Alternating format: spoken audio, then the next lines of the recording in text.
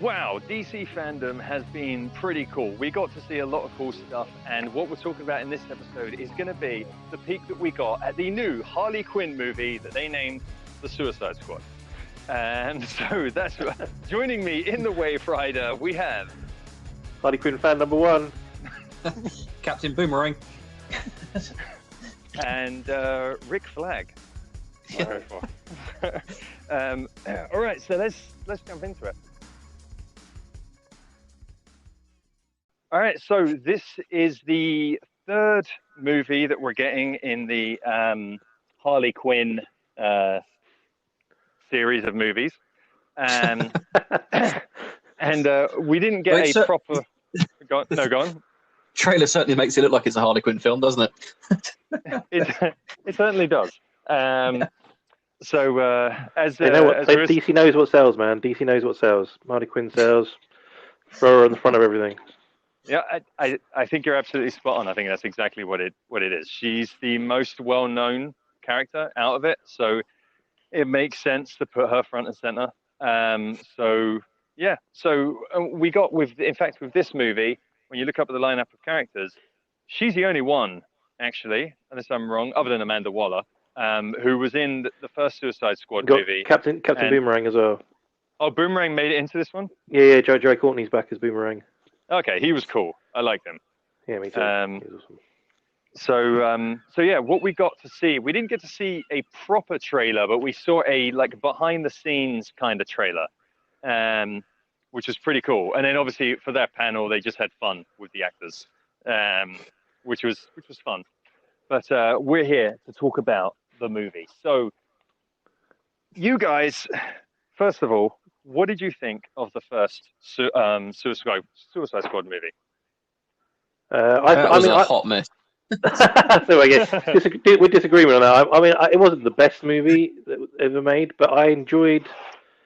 I enjoyed Harley Quinn, like Margot Robbie's Harley Quinn, Jai Courtney as Captain Boomerang. I enjoyed the sort of concept design, everything. The premise of it was all great. It's just after they get to the city and then it's the Enchantress with the blue thing in the sky. Bit onwards really annoyed me. It should be more like they were trying to fight a mob boss or something. And I know, going against popular opinion, I actually quite like Jared Leto's Joker as well. I didn't think there was enough of him. We can discount Stu's opinion from here on out. Yeah. All right. Shut up, BVS hater. How do we cut him out of this phone call? Hey, wait. What? I'm just saying. The way it went. I quite enjoyed. He was a gangster tick because he's a gangster in the comics. The tattoos I can get over. The sort of craziness worked. I think they just sort of obviously had more to do with him and cut him out. But obviously they had backlash from him because he wasn't Heath Ledger, who apparently is the best Joker ever, which is bullshit. Absolute bullshit. Yep. Which is just kind of pissed everyone off. So I don't know. I wasn't the best movie they've done. It wasn't the worst. I mean, I didn't even mind Birds of Prey. I mean, should definitely have been called a Harley Quinn movie. That wasn't really a Birds of Prey movie. But the Birds of Prey weren't even in it. So exactly, yeah. The bits again with Margot Robbie as Harley Quinn, didn't mind. I quite liked Ewan McGregor's Black Mask, but the rest of the cast were sort of like a waste of time, I have to say. Yeah, the Suicide Squad 1, I don't know what it felt like it was three different films being smashed together because they felt like they were going for a bit of a jokey tone after Guardians of the Galaxy came out, and now they've hired James Gunn to come and to do the film. It's almost like that's what they wanted from the start. But then, like you say, Stu, halfway through the film, it's all about some blue alien lights in the sky. It's gone from being a jokey tone to more of an action movie, and then the editing is just so weird in that film. It didn't sit well with me. Which is why I kind of like this. They've gone with a completely different direction with this by throwing a bit of an oddball cast together and going completely off the wall with it. Like if you're going to do that with the Suicide Squad film, then go all out. Which I kind of feel is what they're doing here. For me, the first Suicide Squad movie, I really liked it. And I think I really liked about it the most was the fact that it was a very easy, straightforward movie. You really didn't have to think much. You could just sit back, you can just enjoy it, and it was fun. It was fun from beginning to end. It was kind of ridiculous, but I thought it was a good, fun, easy to watch kind of movie. And I don't think I really had any issues with it. I mean, Jared Leto isn't my favorite Batman, my favorite Joker by any stretch of imagination. I like that we did get Batman to actually cameo in it. That was really cool. That was very cool. But yeah, I thought it was a fun movie. So I also think it's kind of fun that we have a different lineup of who Task Force X is in this movie. It's nice to have it completely mixed up, and you could almost completely mixed up. And you could do it again if you were to do a third movie. I don't know if necessarily there would be a third movie. Yeah, I'm pretty sure the cast's so big because a lot of them are going to die. Oh yeah. Yeah. Yeah. I mean, they need. So the one thing that sort of annoyed me about, well, not annoyed me, but like in the first one, you obviously had I can't remember what his name was, the guy who had all the grapple guns all over and tried to escape, and he just got blown up straight away. And I was like, okay, then no. I mean, Croc died at the end, didn't he? But it's like, and Diablo died as well. Oh yeah, of course, yeah. But it's like, but they died of their own accord. They didn't die because Manowar blew them up. I kind of want to see a few more, be more bad guyish. Like there was sort of in the first one, it was like very much like Deadshot didn't be portrayed as a bad guy. He was just a gun for hire, but he was actually quite a good guy. And some of the others were sort of the same way. I want them to be proper bad guys.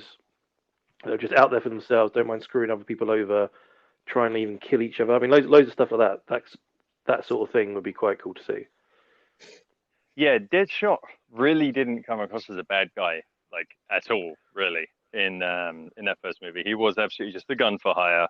He's doing it for his daughter. Yeah, it's okay. I'm just going to take a quick moment to talk about our sponsor, Anchor. If you don't know what it is, it's the easiest way to make a podcast. It literally has everything all in one place. You can record and edit all on your smartphone. You post the episodes to Anchor and it will distribute your podcast across all the main platforms like Apple Podcasts, Spotify, and Stitcher.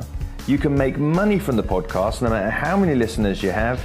And best of all, it's completely free. So download the free Anchor app or go to anchor.fm to get started. I'm looking forward to King Shark being in it. Apparently, I didn't realize I was sort of watching the behind the scenes thing, but I didn't even notice. But apparently, someone when I was reading about it or watching something today said that they're actually doing King Shark with prosthetics, not CGI, which seems that's interesting. Really out there. Yeah, I was like, what? That would be sort of guarantee that would be CGI, but apparently not. Will he be the same King Shark from the Harley Quinn animated TV show? I very much doubt it, but that'd be hilarious if it was. But I mean, then they did Croc with prosthetics, and they won an Oscar for it, so it makes sense. They're going to go like, oh, hold on, we won an Oscar for our prosthetics that we did on Croc, so yeah, we'll do that again for Shark. Yeah, it just seems trying to do a whole shark head move. Yeah. As long as they end up looking like the shark from Jaws, you'll be all right. But yeah, well, what I was going to say is that we've seen King Shark in the Flash TV series, and he looks pretty awesome in the Flash TV show. Like, it's full CG, and I think it looked great, and it worked well. So, yeah, I would have also assumed that they would do the same. But I don't know. I'm curious to see how this is going to look with prosthetics. Yeah, you know, I'm quite pleased to see Harley in a proper red and black costume, very inspired from like Arkham City. That was pretty cool. Having Captain Boomerang back, I see he's one of the highlights for me in the first one. So I'm looking forward to see. I hope he carries on the way he was. And all the others, I'm sort of really interested. I did not realise because they did the sort of like a little trailer of all the actors and all the characters they were going to be. That came out as well as this behind the scenes thing. I didn't realise how many actors and people are actually in it, and how many random characters are going to be. I did not realise like Nathan Fillion was in it. I didn't realise John Cena was in it. I was like, what? Like John Cena's playing some what's his name? I can't remember what the character's name is now, but he's like a douchebag Captain America. That's how he describes him. Yeah. He says like he's on a mission to make the world a better place, but doesn't mind killing as many people as he can to do it, or something. So it's like, it just seems insane. I suppose the question is, do you guys feel after seeing that and the character reveals, this is going to be too much like Guardians of the Galaxy with the tone they're going for? Because clearly that's what I think they wanted for the first Suicide Squad film, and then changed it around a bit. But with James Gunn on board to direct it all, and some of the vibes I'm getting from it, do you think that's what the worry of falling into that or not? I think there's going to be more comedy in it than the first one. That's why they've already brought James Gunn into it. Sort of a bit more banter between the characters and sort of funny stuff that happens. Makes sense. But I don't know. I'm hoping that the way he was talking about it on that behind the scenes thing seems he's really pumped and excited to be doing this film. So yeah, I'm sure it's going to be an honour. Yeah, I think that. I mean, you've got James Gunn coming in to do the movie. Sure, there's going to be some kind of similarity, possibly in its. You'll be able to draw some comparisons between that and Guardians of the Galaxy, but it's also a very different movie anyway to Guardians of the Galaxy. So it's not going to be too close. I think it will still very much be its own thing. I think what we're in store for is a very fun, not serious movie. But is that going to fit in with the DC grim and gritty universe? That's just. Well, Shazam is part of that universe, and Shazam works. It's different. So I think it can work. I think it'll be fine. So yeah, I think I'm. Go on.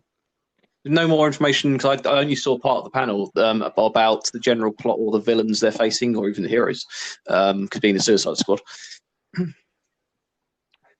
I don't actually know who they're going up against. Do you know, Stuart? No, I don't have a clue. They said it was some 1970s, 70s war film. I guess it'd be cool if it was. What I was hoping for the person was to be a giant sort of mob boss or something, some sort of thing that the government of the United States needs someone silenced, or like a big, and he's got like an army behind him, and they need to send up the whole task force 6 to go and take him down. It needs to be something like that. It needs to be something that obviously that like Superman or something doesn't care about or doesn't want to be involved in, but the government needs fixing. So that's what I'm hoping for. Yeah, and James Gunn did say as well that this movie's got more effects shots in it than any of the other movies he's worked on. I think that's what he said. Cool. So effects shots could be explosions, it could be special effects, who knows? But it looked from the behind the scenes thing, there was a lot of practical effects, like all the explosions on the beach and stuff like that. Yeah, it does seem like there's a lot of explosions. So yeah, I think that's about all we really have for to be discussing with this movie. There's only so much we've seen, but I think it looks good. I'm looking forward to it. Are you guys disappointed that there was no trace of Jared Leto's Joker in this footage? Oh yeah, no, it's absolutely turned me off. I'm not going to watch the film now because he's not in it. Oh dear God! I honestly don't think Warner Brothers had the guts to ever let Jared Leto become the Joker again. But I wouldn't mind seeing a movie with him in it. But that's just my take on it. But no, the world would not. That Twitter would explode if they announced the Jared Leto Joker movie. Anyone still using Twitter? Hatred, or whatever it is. People are using these days. It's going to be but the world would implode with the amount of hatred they would get. So they're never going to do it. But we shall see. But I wouldn't mind seeing that. Never say never. Exactly. Yeah, looking forward to it. Can't wait. Oh, all right. Well, that's all we really have for chatting about for that trailer for that upcoming movie. But let us know what you guys thought about it. Find us on social media. Just look for Legends of Find us on social media and look for Legends of Podcasting, and just leave us a comment. Let us know what you think of the Suicide Squad movie, and wherever you found this episode of the podcast you're listening to right now, this one right now, click that subscribe button, and you'll be notified whenever we release new episodes. And you can also find us on YouTube. So you can subscribe on there where there's lots of reaction videos. And you also join the pretty active community in our the community discussion tab we have on there as well. So that's all from me. That's all from me. And that's it from me. Suicide Squad. That's going to be the theme tune. Yep. Yeah. Harley Quinn and the Suicide Squad. And a bunch of sidekicks.